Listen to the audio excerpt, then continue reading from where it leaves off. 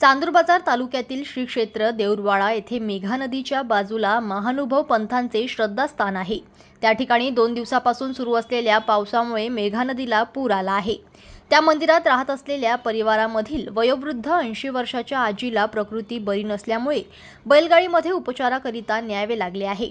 ही अवस्था पूल नसल्याने झाली आहे, मात्र याकडे कोणीतरी जातीने लक्ष देणे गरजेचे आहे। या ठिकाणी प्रसिद्ध श्री महानुभव पंथ यांचे मंदिर आहे। या ठिकाणी भाविकांची मोठ्या संख्येने येतात, मात्र नदीला पूर आल्याने जाणे शक्य होत नाही। जायचे असल्यास जीव मुठीत घेऊन जावे लागते। या गोष्टीची दखल प्रशासन व राजकीय नागरिक यांनी घेणे खूप महत्त्वाचे झाले आहे। या पुलाच्या आजूबाजूला गावकरी, शेतकरी, भाविक भक्त, साधू संत मोठ्या संख्येने राहतात। त्यामुळे लवकर पूल देण्यात यावा अशी मागणी सुदर्शन दादा कारंजेकर, विजय मेटांगे, मोहनराज दादा संजूभाऊ कविटकर, सुरेशभाऊ सरदार, मोहनभाऊ उईके, पंकज कारंजेकर व गावातील नागरिक यांनी केली आहे। जनमत लाईव्ह न्यूजसाठी चांदूर बाजारमधून संजय जावरकर यांची रिपोर्ट।